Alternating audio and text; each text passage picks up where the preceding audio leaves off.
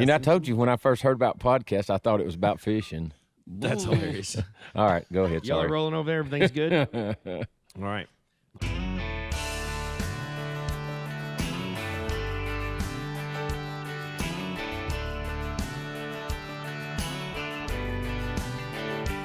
All right, we're back with another episode of Sounds Like Life. You got something in your eye over there? Yeah, my Worley? finger. Your finger.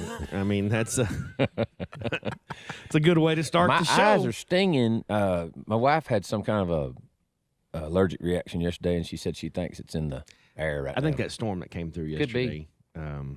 But man, we're back. We're actually on the set today. Yes, I love that. It's This feels fun. like home, man. It is. It truly does. When I came in and saw y'all and saw the blue lights kind of coming up, Yeah. I mean, and I honestly believe, and this is kudos to all you guys that worked hard on this, that part of our growth with this is they love the set. They do. They love the set, and this makes a difference. And we're gonna be back at the set more, but we can't when Oh, folks yeah. keep calling saying, "Can you come?" We're gonna be filming at the Ryman in a couple weeks. When duty And calls. we just have to go, and so we're having a blast, guys. We absolutely are so thankful for you guys tuning in and watching. Yes. Whether it's the reels or the YouTube or listening on Spotify, whatever it is, thank you for that.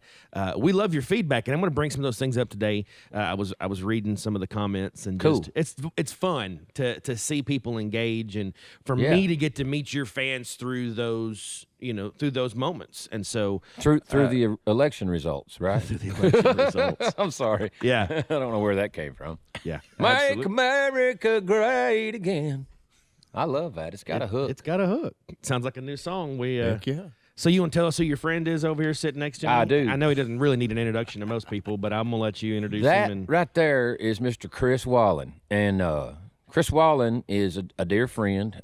He's a fellow Tennessean.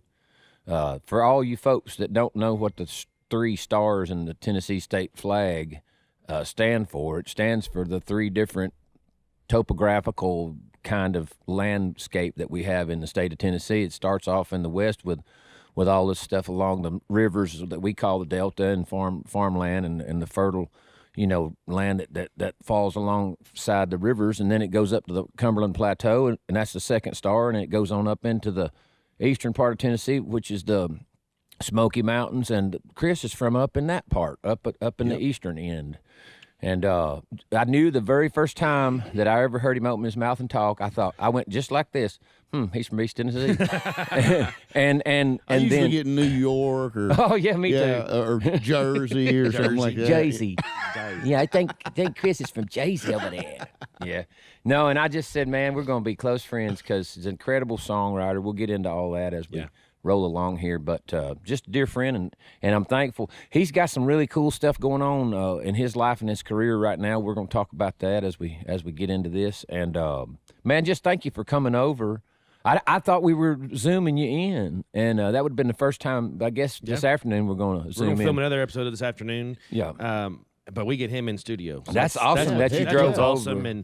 And I've been doing a little bit of research on this because when we got to meet a couple weeks ago, I guess about a month or so now, when we did this episode at Studio B, y'all were there working on a project. He wasn't on the episode, but got That's to meet right. him that day. Right.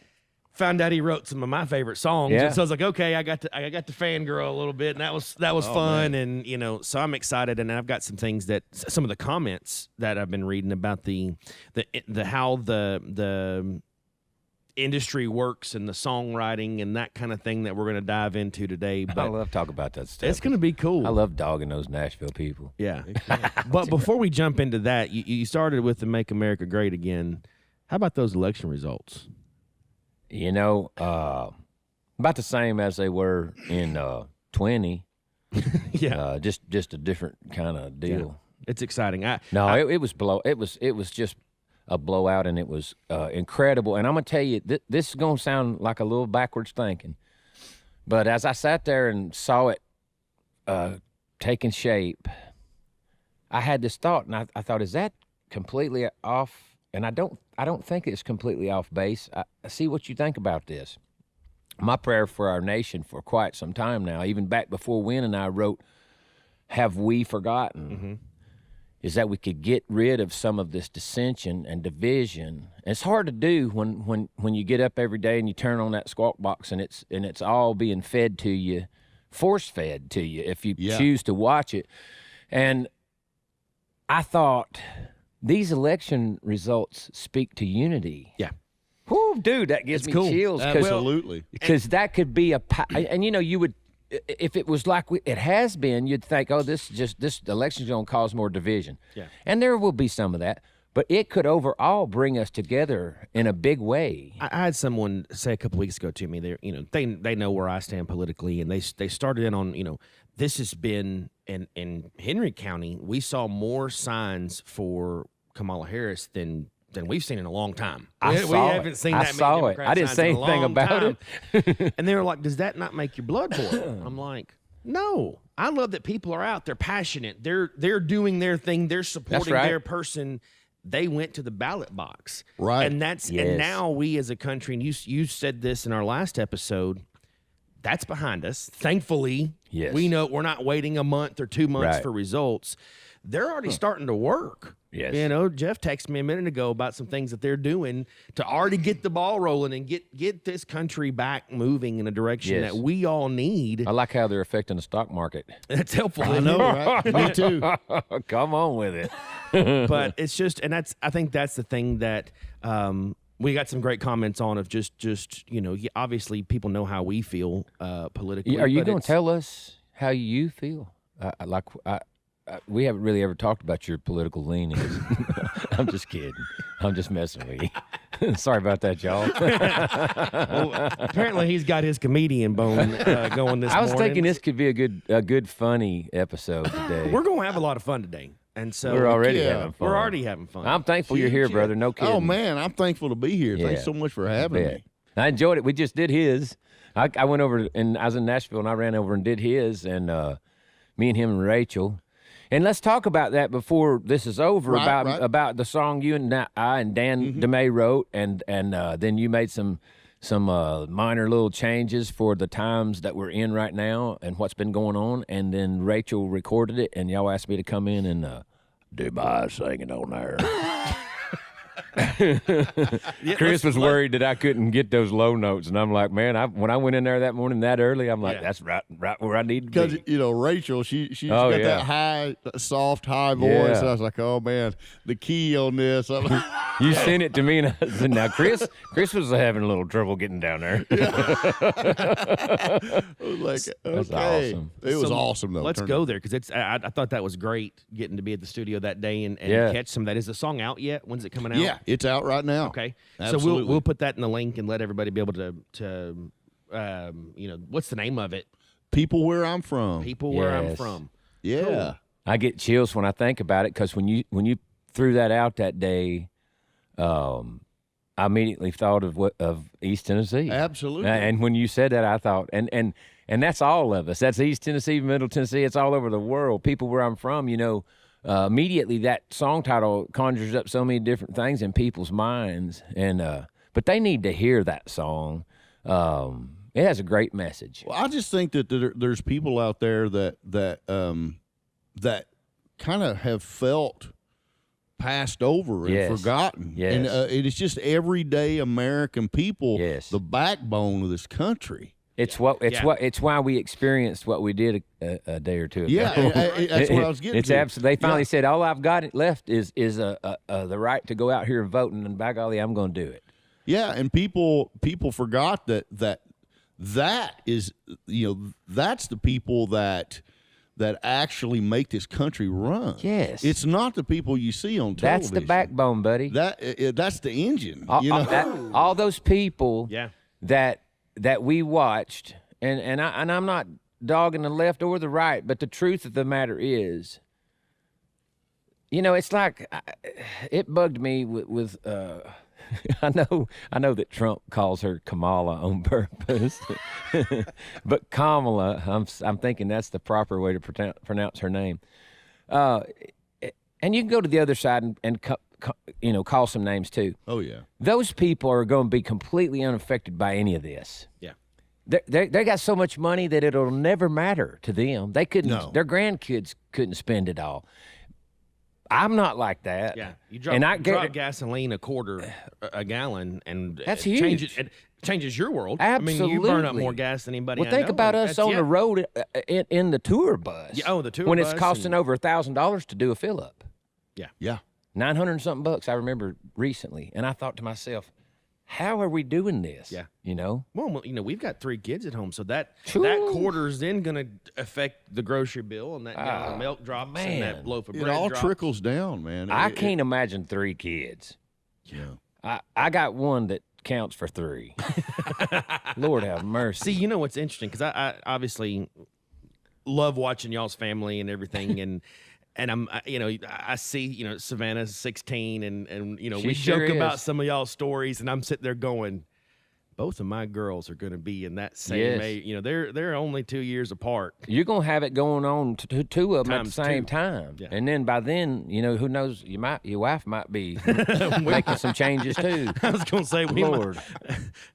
I might need to come on the road with you or something. we might be on the road every week. Why you think I'm still working? Well, I got to pay the bills too. Yeah, But you're right, man. That song speaks to those people. yeah, And even though, let's say the people up in upstate New York, we don't see them the way we see people in Tennessee. But I'm going to tell you something. I went up there to one of the largest and oldest county fairs in the country. Mm-hmm. And we saw these grandstands, and they looked like they were 100 years old. And I said, oh, they must not have just tore those down yet, because they had new ones in the center of the venue. And I was asking this old man about it, and he goes, no, all those will be full tonight. It was 20,000 people. Wow. 20,000 people That's came to our awesome. show. This is way back. But I'm telling you right now, I've never seen, you want to talk about country? There was more rebel flags at that show than any time I've ever played in the South. I could not believe it. So all over this nation, yeah. there's people just exactly like us, except they just don't talk the same. Right. But they're struggling with the same things, and so apparently they decided to vote this time. Yeah. But our song addresses those people, and I promise you, that thing may take off on you, buddy. I hope it does. Man, I hope so too. I read this thing the other day that said as far as voters, the two demographics that vote the least is Christians and hunters. Really? I vote while I'm hunting. I can't believe that. That is so Isn't that weird. crazy? And it's like, so they're actually had a friend of ours I talked to yesterday talking about that, and said they're they know that he's an avid hunter, and was asking him better ways to reach That to reach community. voters, Sure. hunters, Wow. and because they're one of the least. stumped. I was like, I isn't am that too. crazy? yeah. But I will say this. I think that I might kind of get it. I went through a phase that I didn't vote. Yeah. Then that part of my life kind of ended, and then I had all these traveling into the war zone years of it, grinding, man. It was grueling. I felt so sick to my stomach that I had ever skipped a year of voting. Yeah. And I say that this is my whole argument, man. I'm not going to tell people what to do. It blows my mind that hunters, yeah. but I Yeah. think it's because they're thinking, and I do think this way sometimes. It don't make no difference to me what happens. I'm good. yeah. I'm I gonna think that make could it. be it. I'm gonna make it. That's exactly what I've it got is. my faith. I can I understand can why they're. survive on the land. Yes, Maybe that's Right. Maybe that's what I'm saying. That That's could they're be- thinking. You can't put me out. Whoever gets in, whatever happens, I'm gonna eat. Exactly. I mean, listen. That's We fascinating. haven't probably bought store-bought meat. There's no telling. We love buffalo. We eat buffalo. We raise them. Love we buffalo. raise a few, at the farm, and just from we get a calf and raise it up and kill it. Buffalo, axis deer, whitetail, moose, elk. That's what our freezers and fish. That most of them we caught ourselves. I mean, Yeah, So yeah, I think that's where that's coming from. maybe. Yeah, is that Well, I ain't worried about this system. I got it. But I still, my whole thing to people is this.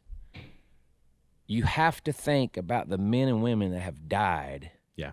fighting for your right to do that. Mm-hmm. To live in a democratic nation and go cast your vote. Yeah. That's all. That's my. If you don't care about any of those people and what they died for, then Yeah. so be it. Another thing I think that's happened this time around is I read this. I was reading this thing yesterday that, if I can remember these names, there was a couple of there was a county in Texas that is called Starr County, Texas, and it is they haven't had a Republican candidate voted on a Republican candidate in Starr County, Texas, since 1892. Wow. And Trump won it. And then there's another one in The first time since 1819. 1819. And there's another one that was and also that county, Starr County, Texas, is the most Hispanic county in the country. I knew you were going to say that. That's cool. That is cool. I like And there's another one in Massachusetts. I can't remember the name of it. I'll look it up here in a second. But in Massachusetts, that hadn't had a Republican as a candidate in 100 years, and Trump got it. I bet you that Starr County is where McAllen, Texas is, because I know where McAllen, Texas is because there's a big border stop there. We got in really bad trouble there one time. All right, on to the next topic. Anyway, that's where you wanted to shift that gear. And tell us on that song. You said Rachel. I Is wish the we could artist. play a little bit of it or something. I bet we can. If we can wait just a second, they'll get it pulled up for us. on the Which phone. song? Which song is that? People where I'm from. It'll throw a chill on you. While they're pulling Yep. it up, tell us about her. Tell us about the Yeah. artist that's singing it. Rachel, she's a young artist. She's 19 years old, and she is, man, she's great. She knows who she is, buddy. Yeah, she's unafraid It's her. of some of the stuff that we are cutting on her. Where I'm from Listen to that voice. would give you almost anything they got. From Wallen, Indiana. Breaking at 2 a.m., you might get shot. Oh, we'll hear Darryl come up. They can in a hold their second. ground, but they can't hold their tongue. See if you can tell when. People where I'm from. These days they can't afford a tank of gas, while those who just snuck in here drive right past. If there's money, it should be printed for anyone. There's people where I'm from. We raise hands on Sunday morning and hell on Saturday night. We're just trying to pay our bills and raise our kids up right. We got pictures of Jesus hanging in the hall, and the White House says they speak for us, but they don't ever call.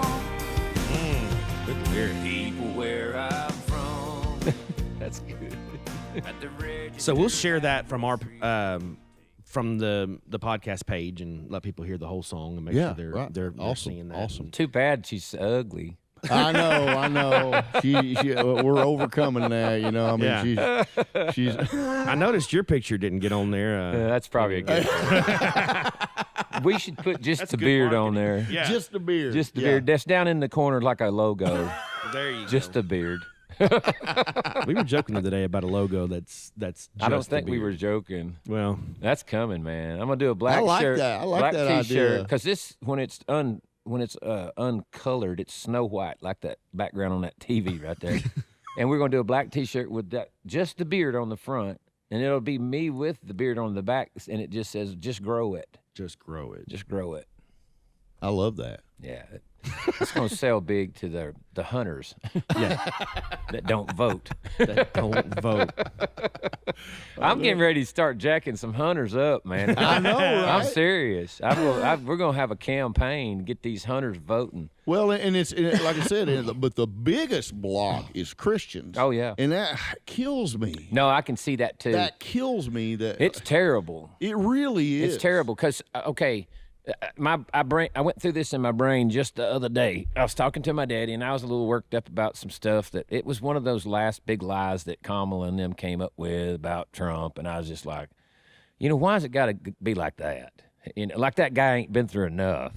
Yeah. And my dad goes, son, you're all worked up about this, but the king is still on the throne. That's what my daddy said. Oh, amen. He said the king is still on the throne. And I think that a lot of Christian people, even younger people, have that mentality through their whole life. All that stuff doesn't really matter. It does too matter. What if God moves on your spirit to go vote a certain way and you just don't do it? Right. That to me is what happened. That's part of what happened this time. Yeah. We Christians have been pushed to the side and thrown in the ditch and pushed to the background of everything. That guy that was on the podcast with us the other day said one of the most powerful things that I've ever, I can't get it out of my head. He said he was debating with this other really, really left guy, and the guy came at him with this school shooting stuff. And he said, what about where was your God when these kids got killed? And he goes, oh, y'all put him out of schools years ago. Yeah. Yeah, he said so. Yeah. And when he said that, I just went, I wouldn't have thought of that. Oh, that man. quick, but, and also, like, it's people always try to nitpick. Trump said this. He's not a real Christian or whatever. I said, hey, there ain't no such thing. If you're looking for somebody that's not a sinner, oh yeah, right. You're going to be looking a long time. I said, there's only one person that you're looking for if you're looking for not a sinner, and you're going to have to cast a pray-in ballot. Yeah. He's coming back, but he's coming back. We don't of us know when. Yeah, you're going to cast a praying ballot for that. That's right. That's right. Yes. And that's the thing is we're just, we're just all human, and we're looking for people to represent us. That's the beauty of it all, though. He was human too. Yeah. And still Yeah. perfect. Yeah. Still perfect. Son, that man. that throws something Yes, under my sir. skin. Yeah. Yeah. Yeah, we got to have God in human form for a while.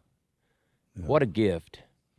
And thank Man. God for, like, I don't know if you knew this or not, but my dad was a pastor as well. Okay. And and growing up like that, just never losing that thought of that. I had a thought the other day. Somebody said something about water, and I don't know why this come to me, but they said, "What's your favorite water?" And I was like, "It's gonna sound weird." I said, "But because everybody has different kinds of water or whatever." And I said, when I was a kid, we had these little one-room churches. Yes, sir. And there was this thing of water with a ladle. Yes, sir. And it had a metal ladle, and it's completely not sanitary. Today, Oh, absolutely. You could not do this today. It's growing something for sure. But they had this fresh water and this ladle at every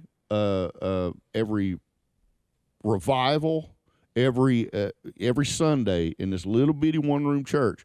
And I get up there and drinking that water from that metal ladle Yes, and sir. that metal in that church was the best water I've ever had in my life. Yeah. And it's just, I can still taste it. Yes, sir. And I know exactly what you're talking you know about. what I'm talking Yes, about? You're man. one of the only ones that I was Yes. wondering if you'd know. And I'll tell you about. something else. We pulled it up out of my granddaddy's well in a bucket and drank it from that bucket with exactly the same ladle you're talking Yeah, about. And just that that thing was ladle. old, had dents in it. Oh, And absolutely. it, and it was like, oh my, and that water would come up from 75 feet Yeah. and just cold as ice. Oh, yeah. But I know that the whole thing in church, and to me that's very symbolic too. My mother had this crazy fascination for water and rivers, and I would say things like she said. I tell her there's something really different about Muscle Shoals with the music, and she'd say without hesitation, she'd say it comes out of the water, comes from the river. Yeah. And I'd say, Mom, where do you come? She goes, my God was fascinated with rivers too. She said, pay attention to the scriptures. And it's all through it. Yeah. Man. It's every living water. It's everywhere. And on that note, I guess when I stop to buy water, I usually get that if I have to buy, it's alkalized. But this water in here right now is our water from home. I keep it with me all the time. And I alkalize it myself. Because That's awesome. It was a I didn't tiny know bit that. on the acid side, and it's also mineralized. I built a little thing to do that in my I house. love that. Yeah, and so it comes out at 9.5 pH, and it's got a lot of magnesium in it, which most Americans are deficient, and it helps you to sleep better. Everybody except for me. But yeah, I'm pretty fascinated with water too. Water, H2O, agua. H2O. So I'm going to shift us back to music a little bit, and that's one of the things that we love about this show, and that's why it's called Sounds Like Life. Is obviously we came in with some notes on the music and that kind of thing, but this story about water and about life and about that's what makes this thing cool to me. Yeah. So just had to throw that out there. But you were telling earlier, and this is what another thing that I love about this show.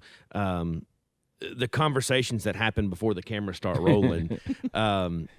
Tell us the story, because Darryl's got one pretty similar to it, and that's going to lead us into some of the mechanics behind how hits happen.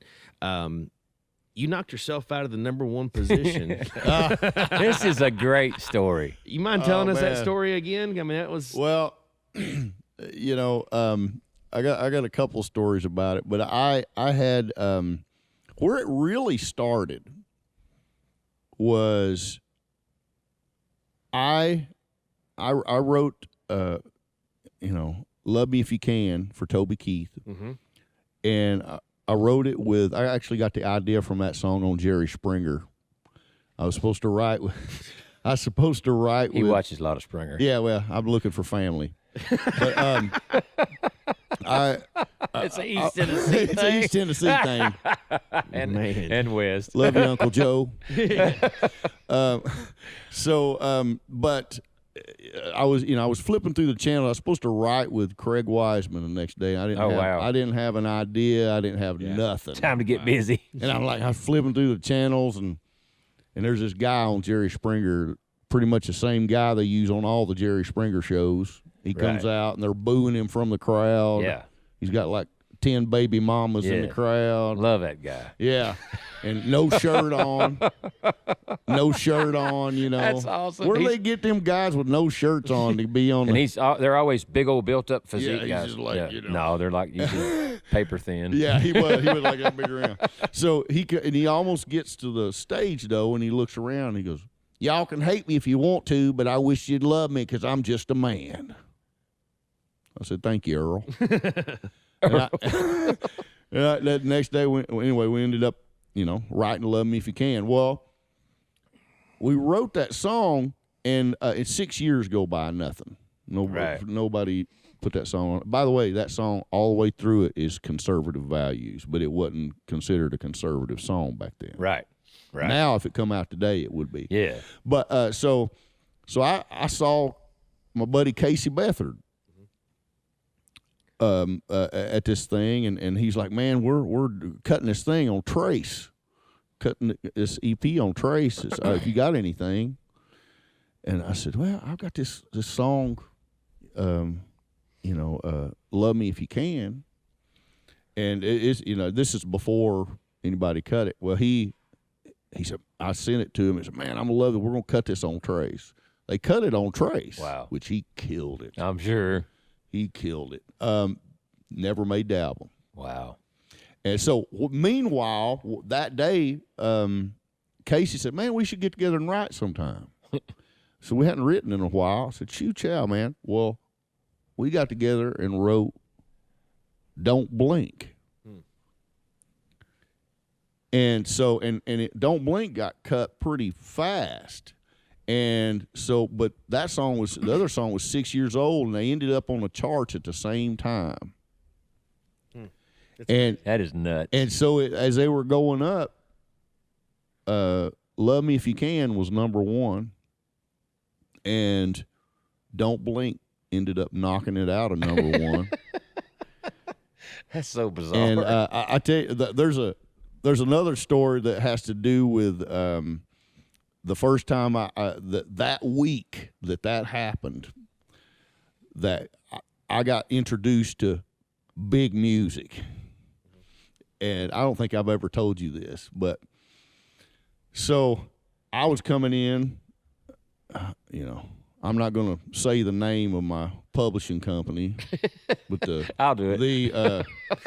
The initials are Warner Brothers. But anyway, so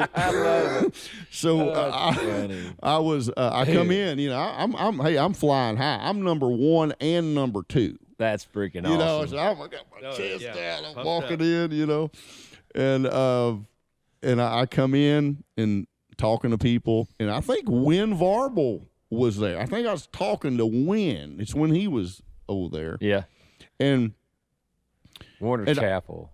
yeah, Warner Chapel is Yeah. what it was. Yeah. Oh, yeah. So anyway, so I went and to get my draw check. Well, they have these little cubby holes. My check wasn't in there. I know where. And I was like, what in the world? I said, everybody else's check was in these little cubby holes. And there was a girl there, Karen was her name. I've ever heard. Yeah. Yeah. Absolutely. Yeah. She was Karen awesome. Lake, I think, was her last name. Was her last name Lake? Karen Lake. It may have been. I believe She's so. from like Australia. Yeah.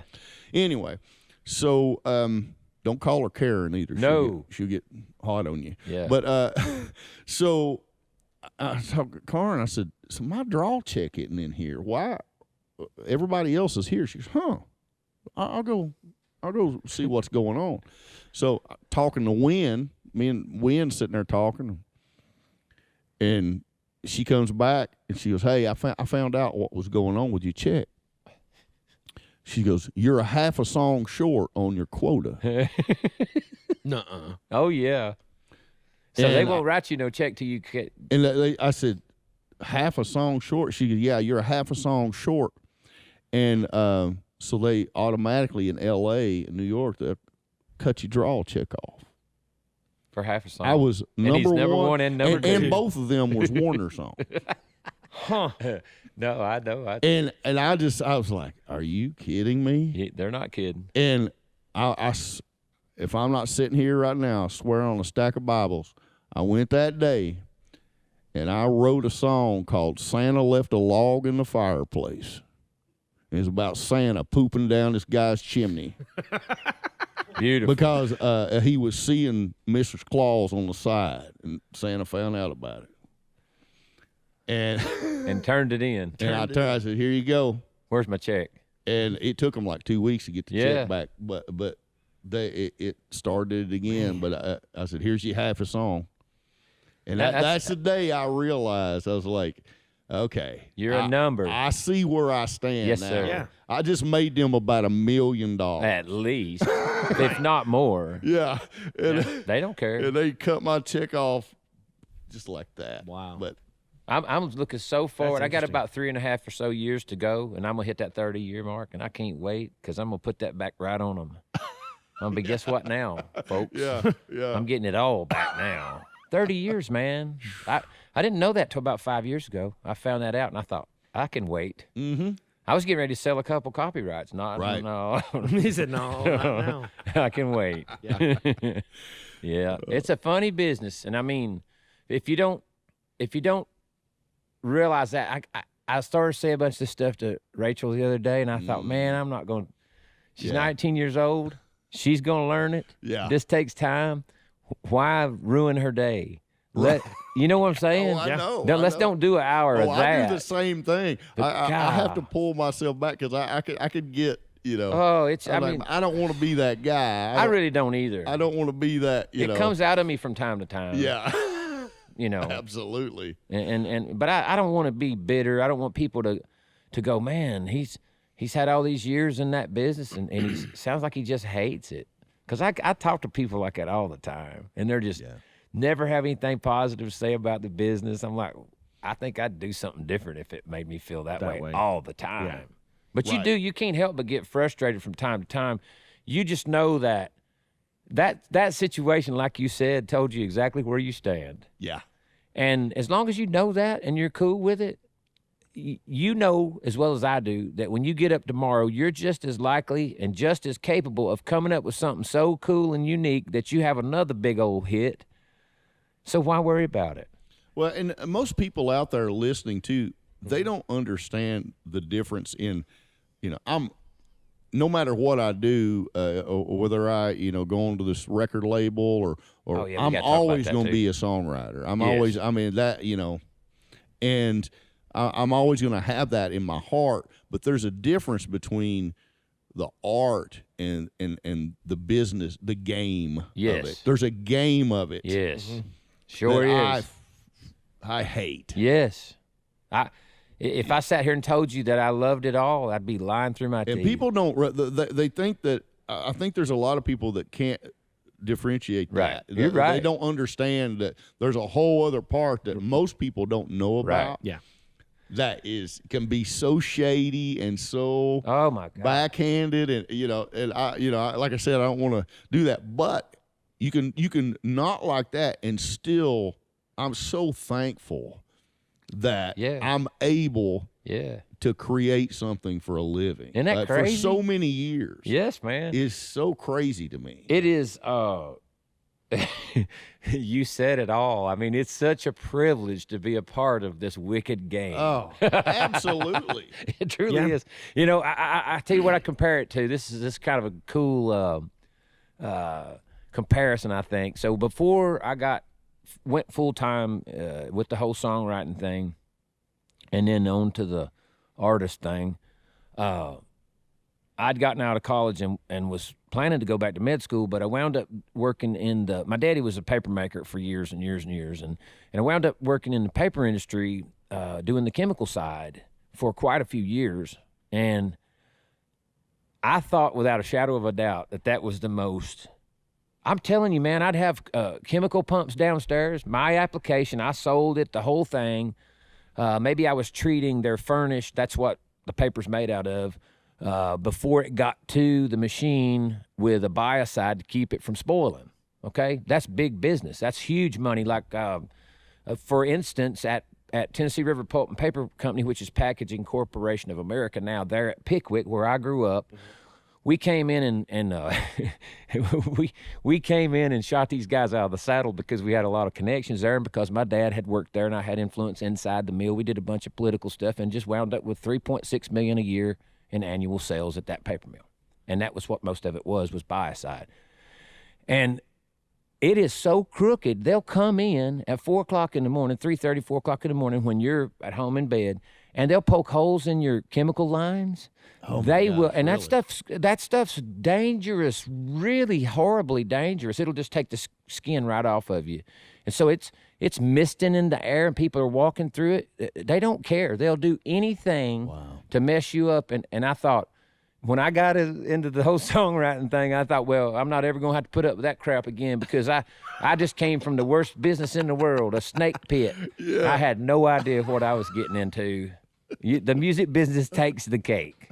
Yeah. It is backstabbing, nasty, ugly. There's a freaking quote by Hunter S. Thompson where he says the music industry is a long, dark hallway full of pimps and hookers and thieves and blah. It goes on and on and on and on, and then he goes, and then there's a downside. Yeah. Anyway, It's funny. I got lost in that story for a second because I got to thinking, okay, what profession doesn't have its bumps and bruises? Oh, you're right. Yeah. And that's the thing that I'm at my young age trying to always see that glass half full, because Right. if You not, have to. you're gonna be miserable whatever you're doing. I'm gonna tell you something, and I bet you I don't know how your father's ministry was and what church he preached in, but my daddy was a Methodist pastor. grew up with a lot of Pentecostal leanings and non-denominational, but he wound up being very passionate about John Wesley and that Wesleyan movement, and it really spurred him to try to get into the Methodist Church, which he did, and then they move us around like you're in the military, man. And I hate to say this, but we speak the truth on this show. Yeah. And the church, you want to talk about nasty business? Oh, man. Oh, yeah. Oh, brother. Oh, you ain't kidding. What they'll do to people and just turn a blind eye, that hurts me to my core. I saw my parents absolutely devastated. My mother was the toughest woman in the world. I sent my daddy a video the other day, and it's this black preacher is preaching, and I mean You sent that to me. He is Oh, preaching, Yeah. and it was so good. But it made me cry because it made me think of my father Yeah. standing in the pulpit. And I told my dad, I said, I had to send this to you because I've heard every word of this come out of your mouth. Yep. My daddy did not care. He would stand in front of his congregation, no matter where we were, and tell them how they should vote. Mm-hmm. He would say, if you're going to walk around and call yourself a Christian, you can't vote for this guy. He was sincere too. And my mama would say, we'd be in the car going home. My mama would say, if he keeps preaching like that, they're going to run us away from here. Yeah, I think you're like me. The way I grew up, God wasn't no pushover. You couldn't just do, No. Yeah, there were consequences, And it there was were black things- and white too. Yeah, Wasn't no gray area. absolutely. Yeah.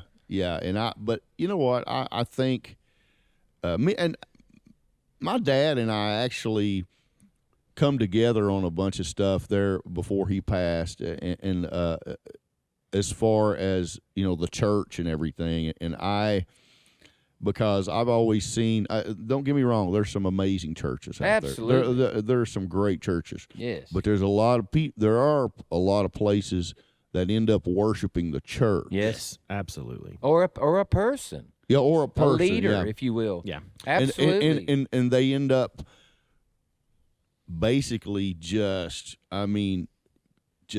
judging each other on these little things. I'll tell you a story. This is there's some of it I'm gonna have to keep out, but I see his filter working full Yeah, speed over there. He was doing censorship. Yeah. Censorship. but so my mom, my mom went back and forth. My mom and dad. I had a lot of bars and churches in my life when I was a kid. My mom made a record in Nashville when I was 7 years old, and we lived on top of a bar on Broadway called the Turf. And Mom sang there at night. And like I said, my dad was a preacher. That's a great story, man. And but then Dad, when Mom left him, Dad was he kind of left the church. He took his first drink he'd ever had in his life. Wow. My mom left. Whew. And so but they would kind of switch. And then Mom come back and she would get in church. Right. So this was one of those times, and we were in this little one-room church, and we were poor as church mouses. But the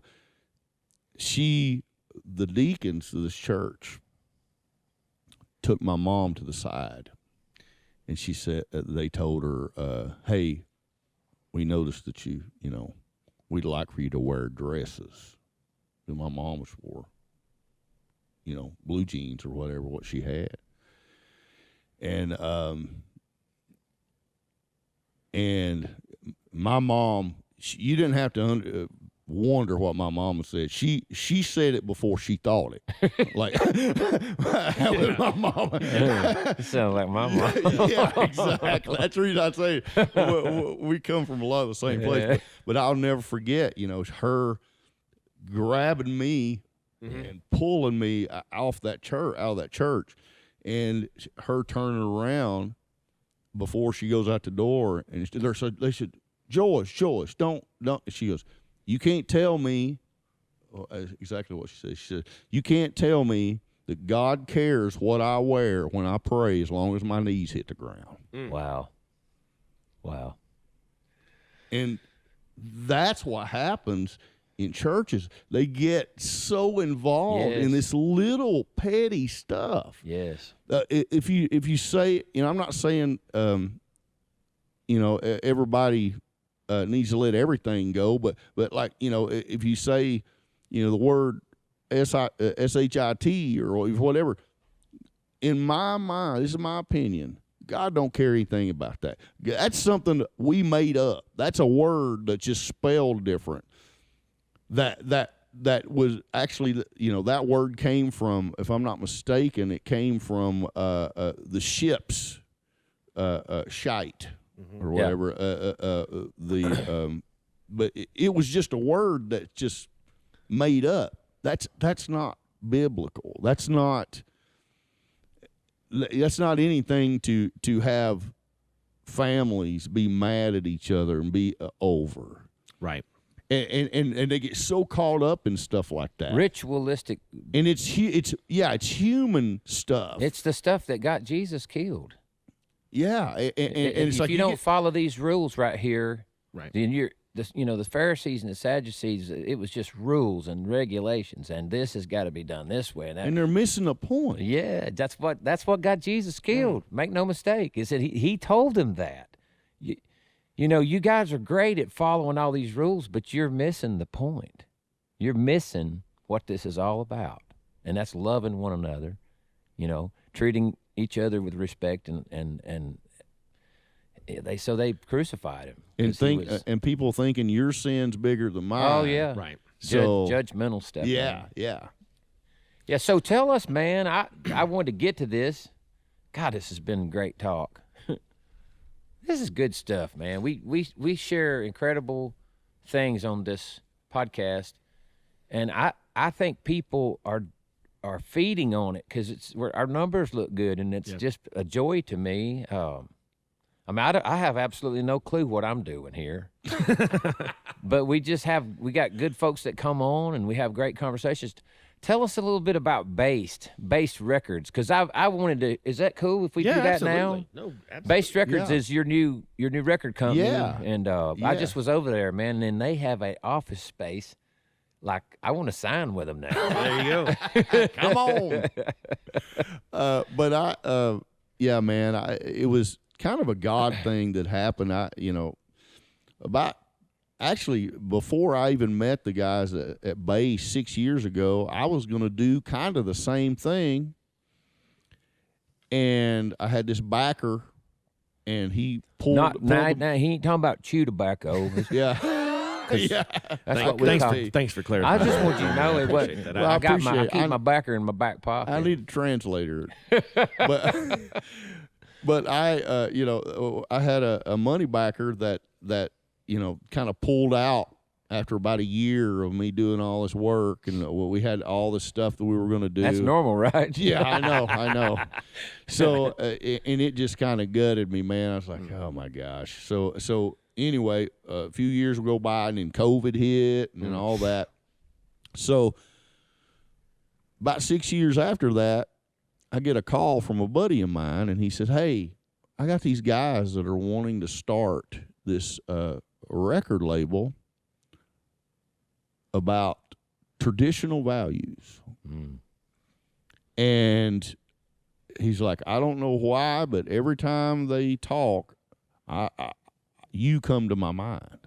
He didn't know anything about all this stuff 6 years ago that I did. I had these odd ideas. I had all the even numbers and everything. Yeah.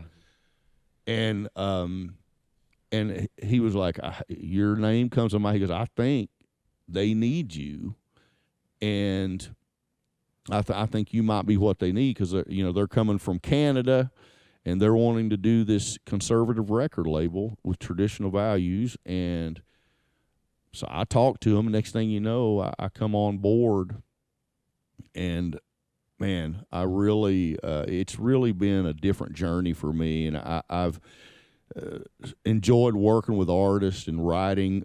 We just had a #1 on Billboard digital, all genres. Wow. And even more than that, with John Conn, a song called "Fighter," is played on all the Trump rallies. Wow. And they just play. Well, he sent it to you. Said, "Hey, check this out." And they played the video at the Trump headquarters last night. Dude, that's powerful, man. That's neat. And Way to go. And we wrote it literally about what he's been going through. I know that song. It's called "Fighter." Yes. You may have sent it to me, but I went and Googled it, and that's a great song. And so so we kind of go towards a lot of things that people go away from.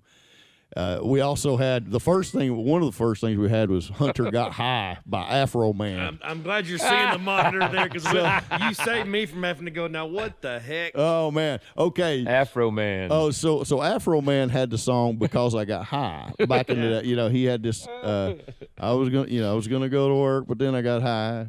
Well, they come to us, and I actually shut it down at first. I said, you know what? I said, Hunter Got High. I'm not doing it. I said, we're a traditional values company. What are we talking about? I said, Afro Man's cool, but I said, I don't see how we're going to be able to do this unless we rewrite one of his songs into something that we believe. And so we got off the conference call, and I basically just kind of shut it down, and I got to thinking. I went through his songs, and I started writing. Instead of "Because I Got High," I wrote "Hunter Got High," talking about Hunter Biden and all the stuff. And I wrote this whole song, and I said, guys, I know. I had to call him. I said, I know I'm the one that.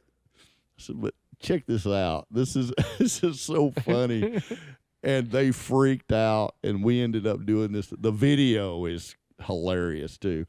But we ended up getting number 8 on Billboard rap charts. That's crazy. It's insane. Digital. Yeah, it's at like 2 or 3 million views on YouTube. It's crazy, man. He's pulling I'm it up telling right you. Look. Is that Afro Man in the middle? Oh, there he is. Yeah. It's You got to love Afro Man. Look at them pajamas. I guess that might be a suit. Oh, sorry.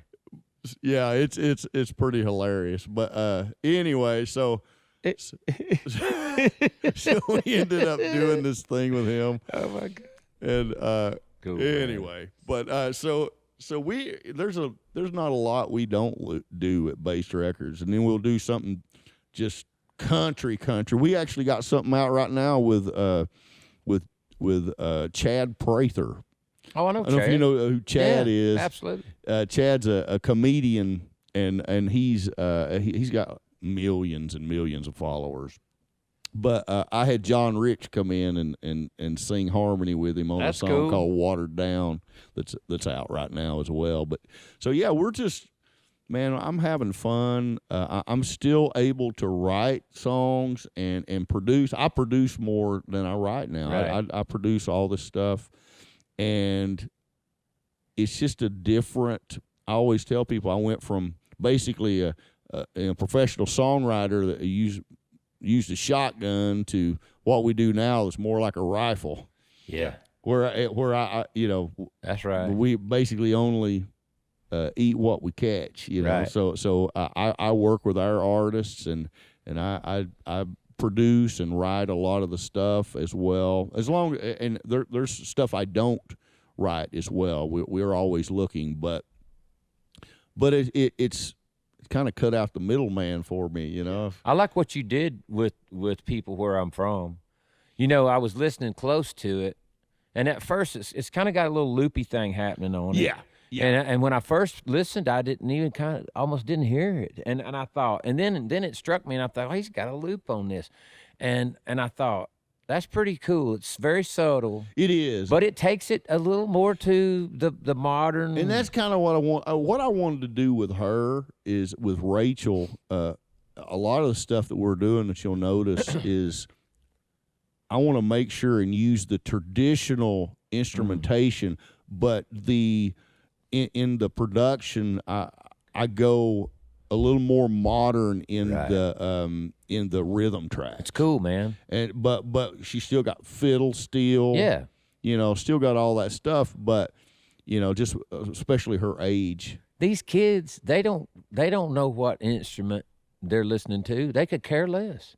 Yeah. It's that thing that just continuously moves through. And I mean, I watch my daughter. Yeah. I mean, and I listen to what she loves. And one of the things cool about her is that she loves very, very downplayed tracks with big vocals in your face. Oh, She loves yeah. to hear every nuance of the vocal, but 90% of those songs have a little Something, yeah.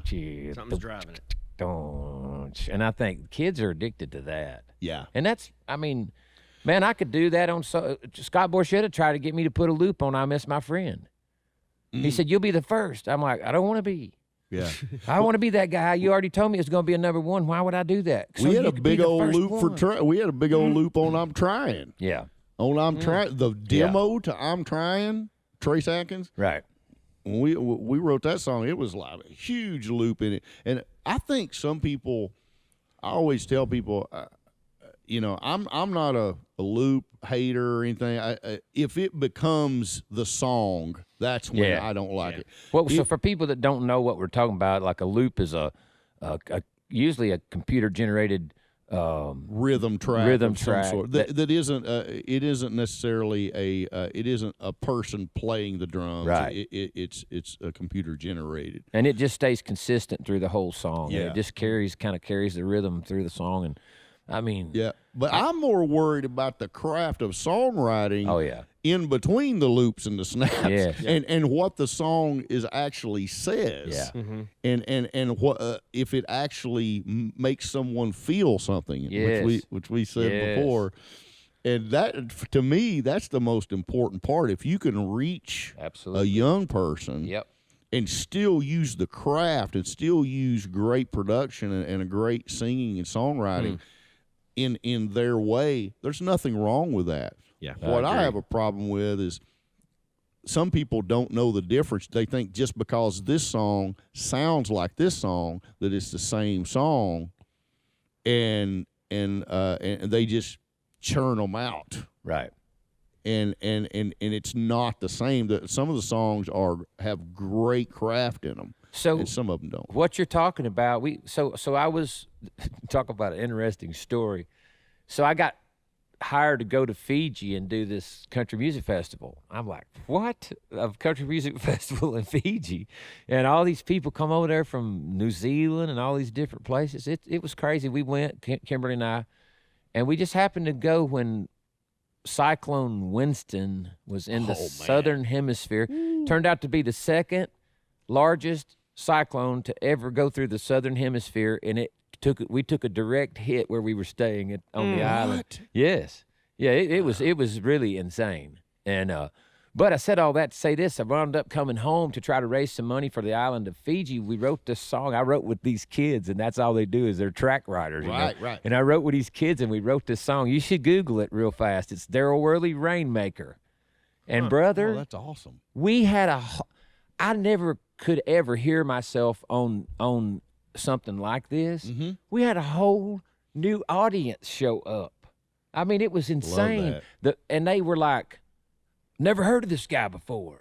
And I had people, emailing and blah, blah, blah. It was bizarre. Anyway, you can check it out. It's called Rainmaker. That's and, awesome. And I'm gonna check that. yeah, out. you have to check it out. But I just never. It was difficult for me to listen to for a while because I couldn't hear myself on something like Well, that. great music is great music, Yeah. whatever amp you use. I agree. It You'll always get that from me, but it has to say something. Yes. And that's just what we've been lacking, man. And I don't mind talking about it on here. Some people will disagree with me. I'm not that guy that says country music is going to hell because country music has remained pretty healthy. Yeah. You Absolutely. know, and if you want to call it that, what disturbed me was if you guys are going to go off in that direction, to that extent. Call it something else. Yeah. Let us keep Yeah. our country. Yeah. Let us. I mean, Yeah, we, there's a line for yes, sure. We deserve it, though. We've worked hard, and Yeah. how many before us worked harder than we would ever think about working? Poor old Willie Nelson sold songs for $500 that would have been $1 million songs.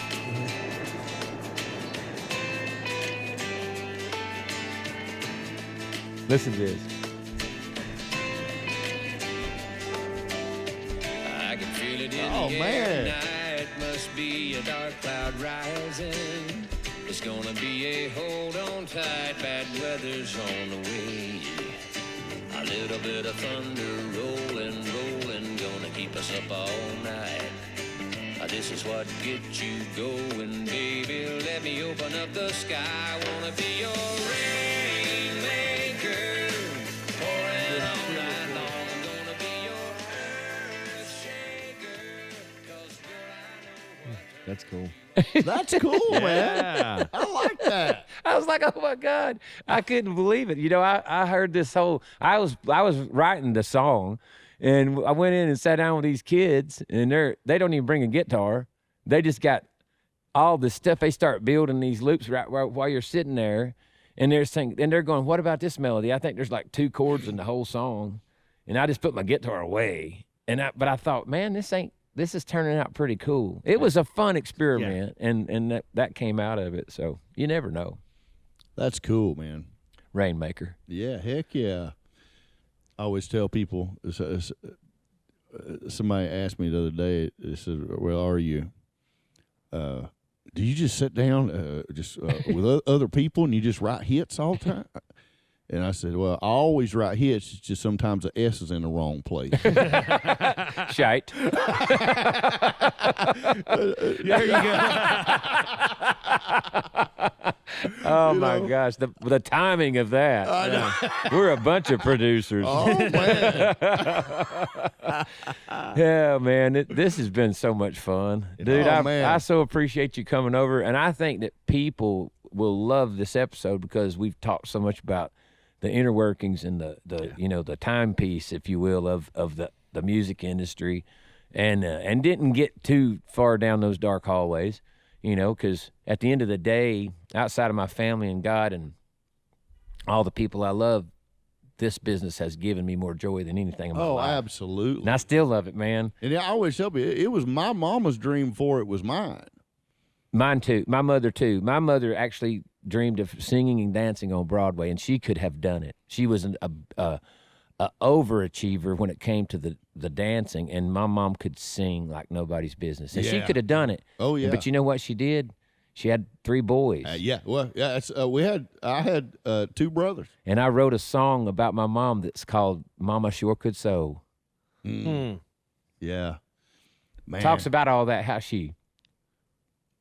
they just gave up those dreams because they had more responsibility and other things to take care of. Absolutely. I remember me. when we were here, when we lived on top of that bar on Broadway, one of the things, one of my favorite memories I will ever have in my life, especially now, is Mom, she had a 45 record that she made, Oh yeah. and she had these jukebox inserts.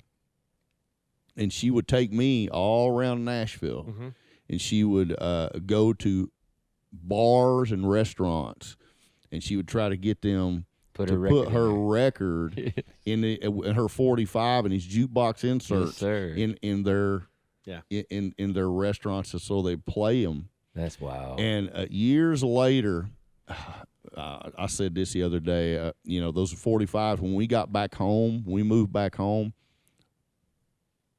I'd like to chop the 8-year-old me right in the neck sometimes. I just go back there and just slap the. Give yourself the whooping you really deserve. We used to get those records and Oh, we'd yeah. throw them, and we ain't one left. Oh, it's sad. Not one. I'd give $1 million for one of those records.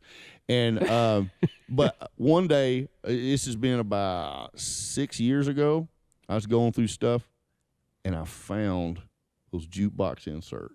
I have found about 4 of them. Wow. and I made everybody cry for Christmas Oh wow. because I got them Oh, dude. mounted. My brother, woo, What a beautiful thing to Yeah. do. Yeah. yeah. Yes.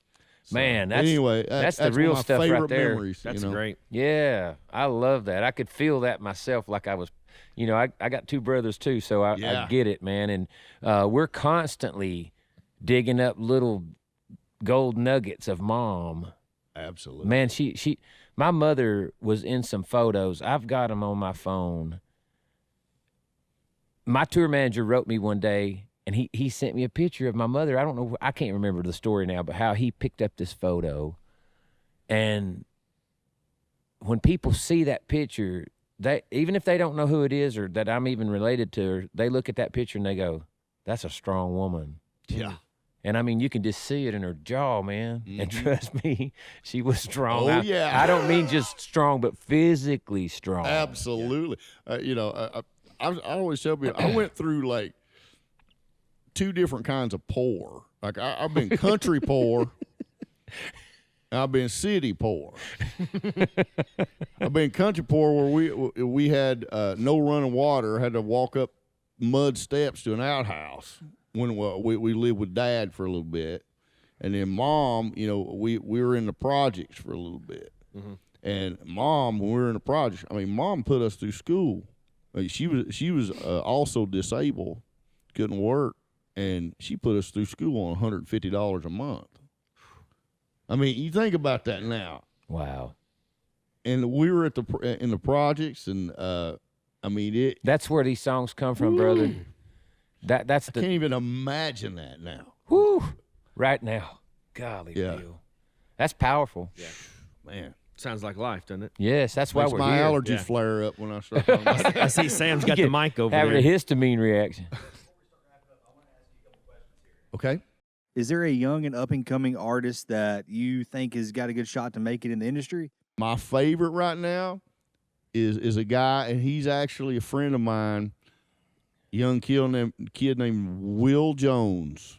Oh, I know who that is. Oh, Yeah. my God. He came out and played Missoula, with us in Montana Yeah. when we. so good. Yes, sir. He's a great picker and a good singer. good guy, too. Oh, yeah. Yes, yeah. really, Yeah, really there good he guy. is. Yeah. Oh, my gosh. He is one of my I love that favorite- guy. And he's such a great guy, too. Patriot, too. He has an incredible groove. Yes. That picking, we went out. So he went on before us, and then we would go on before John Pardee on the big arena tour we just did with them. Right. And it's just so effortless with him. He's the real deal, man. Yes, sir. And I see people, Look at him. and there's some people that's out there right now that, I call them karaoke kings, but, and he's just,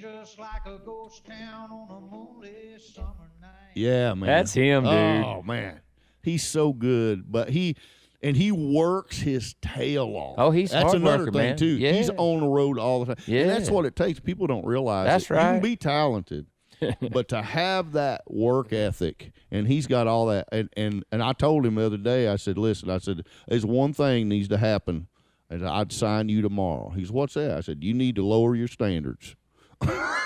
He ain't gonna do it. I said, you lower your standards, you can work with me. He ain't gonna do it. No, I know exactly what you're saying. I'm telling you, it's He's turned down a couple record deals. so a lot of people would laugh at this, but when I got my record deal, I was 35. They thought I was 25. And Oh, My- look at there. yeah, I look like a bug. That's a tired boy right there.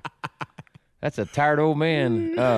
So look at that. I didn't realize y'all had all that Oh, yeah. stuff. It's out there somewhere, I guess. It's out there somewhere.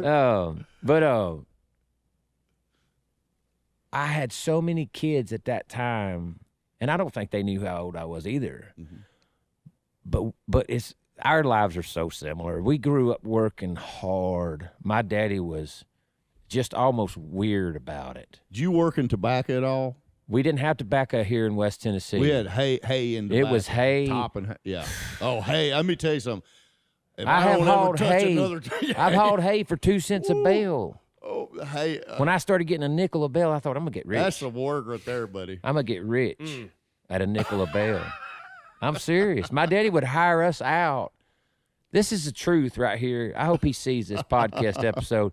My daddy would hire me and my brother out to all these other farmers.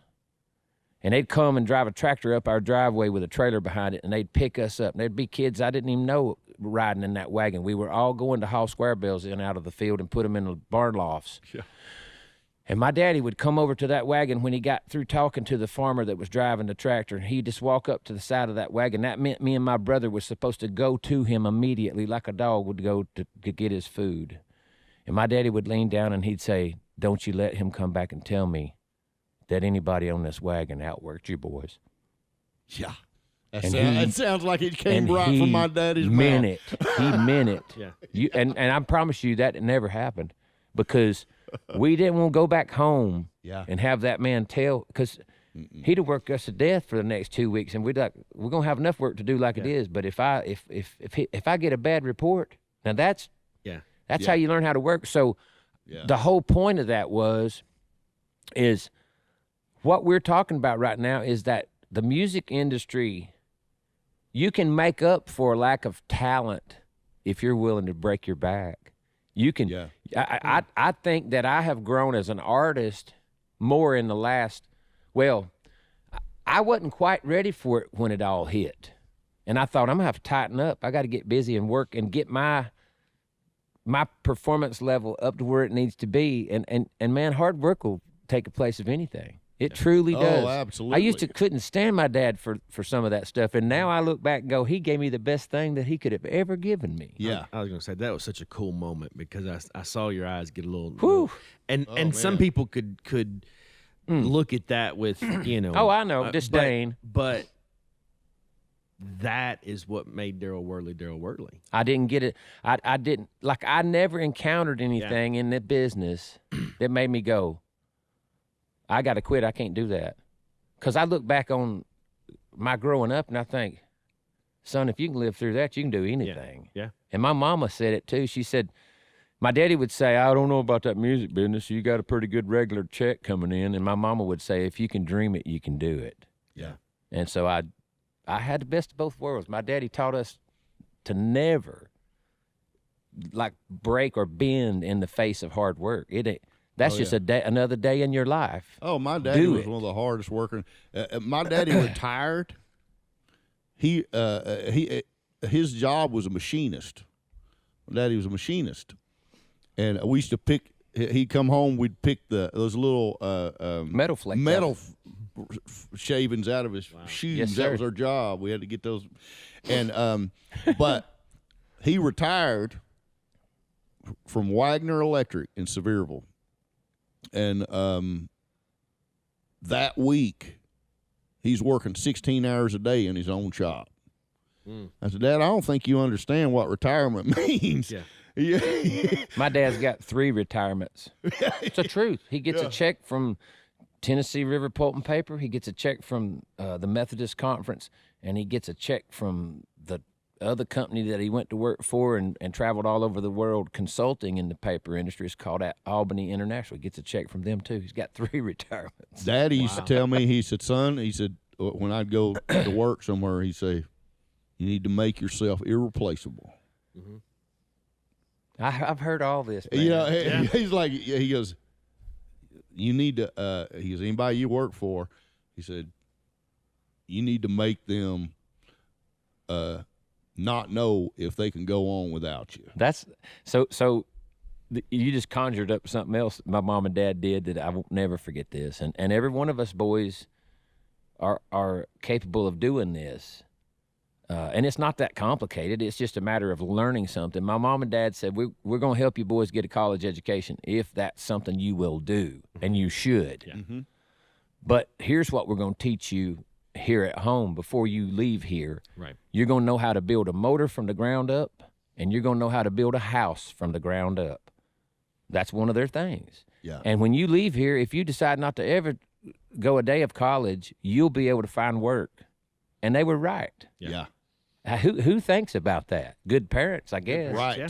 But we could, Absolutely. Yeah. any one of us boys could take a anything from a lawnmower motor to a diesel engine that runs a whatever backhoe, and rebuild that engine, and I promise you we can build some houses. We used to frame together, so Right. it's just one of them things. And man, that's I didn't know how hard that work ethic. I didn't know how important it was going to be in my life until I got to the music industry. Yeah.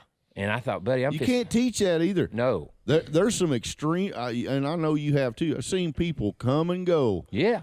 I mean, way more talented than me. Me I mean, too. I mean, Absolutely. I thought was way up here compared to me, and just ended up, not doing what they should be doing, or not actually going out and having the gumption to actually do it. When I first come to town, I was I used to play like 5 nights a week, and some buddies of mine are already here, and they're like, "My God, how come you playing that much?" They said, they knew I needed to get a job. They said, well, all of them had full-time jobs. I said, I had a full-time job. I worked 60 hours a week before I came here. That ain't why I'm here. Right. Right. I already got that. I know how to do that. I already know how to do that. Exactly. And so I stayed. I about had nothing. I don't know how much time we got. I don't want to get too. You're good. But I used to freeze 29-cent McDonald's hamburgers when I first come to town, and I'd buy them like 50 at a time, and I could eat all week on like $15. And there was this. I got a phone call one day. That's going to come in later. I got a phone call one day that they were going to repossess my car because had my 401k that I had from my factory job hadn't come in yet. Right. And I had this car I was still paying payments on from when I back in East Tennessee. And so I got a call one day, and it was Ford Motor Credit, and they said we got to have $860, or we're going to possess your car. We're going to come and repossess your car next week. It might as well be an $8 million. I didn't have anything, and I was calling and everywhere trying to find out how to get this money, and I got a phone call. Because I've been driving back and forth working. I was working and driving back and forth playing songs. I got while I was trying to find how to do this, I thought it was over. I said, I'm going back home. I'm about to go back home. If I ain't got a car, I can't, And I got a phone call from Kingsley Brock of King Lizard Music, and his partner was Liz Rose, who ended up writing a bunch of Taylor Swift songs later on. But he said, I'd been playing him songs while I was going back and forth, and he said, hey, I want to talk to you about coming in and writing for us at King Lizard Music. He didn't know anything was going on with me. And I come in, and he said, I'll give you $250 a week. He said, we'll say you started on the on the 1st. It was the middle of the month. He said, I'll give you $400 for your Schedule A, which is every song I'd ever written. He'll give me $400. He's like, I could write you a check for $900. That's amazing. And I went. Oh, God. And I Western Unioned, went to a Kroger. Western Union Ford Motor Credit, $860. That was on a Monday. That Wednesday, McDonald's has 29-cent McDonald's hamburgers back then on Wednesdays. I bought 100 hamburgers, a large fry, and a Diet Coke. Wow. On that Wednesday. And at the time, I was 80 pounds heavier than I am right now. and I ordered 100 hamburgers, a large fry, and a Diet Coke, and that woman looked me right in the eye and said, "You want that for here or to go?" There's a song in there. I guess I look like I could down 100 hamburgers. I need to do something. Yeah. God, that's funny, man. And but to your point, Yeah. I saw so many kids at that time in my life and in my career that were brilliant artists. Oh, absolutely. And they would come to me and say, I don't know how you're doing it. I'm like, doing what? And they would say, how do you put up with all that, and how do you do this radio tour, and how can you do that? Well, they were who knows how much younger than me, and I would look at them like, where are you from, Mars? You know, because this is so much easier than what I've been used to doing. Absolutely. I wanted to say, have you ever nailed any shingles on a I was roof? slinging a sledgehammer for 10 hours. I mean, come like on. When I, Seriously? Yeah. I always say this, even every radio interview, they'll go, God, man, it must be tough out there. And I go, it beats the hell out of roofing. Yeah. yeah. And it's my motto. And I think, once you've been, that's another thing too. Once you've been so poor, and once you've been, Come on with it. you ain't scared. No. I'll never be as poor as I've been.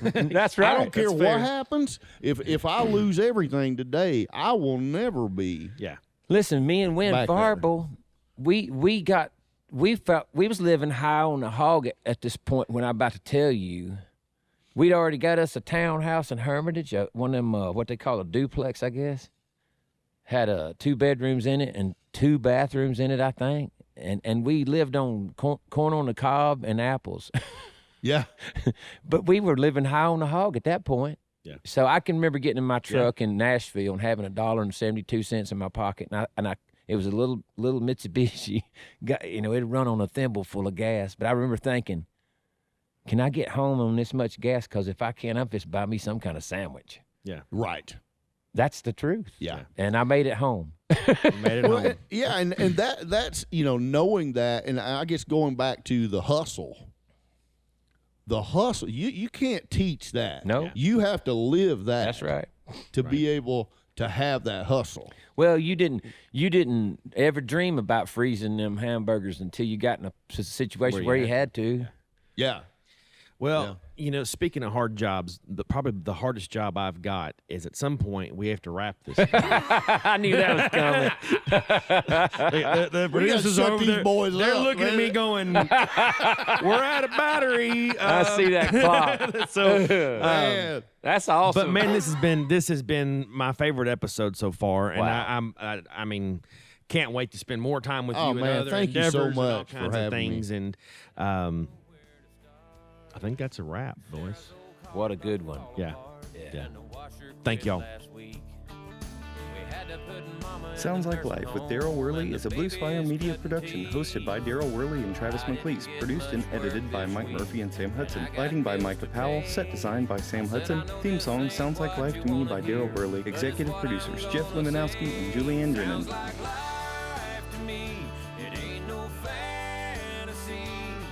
Just a common case of everyday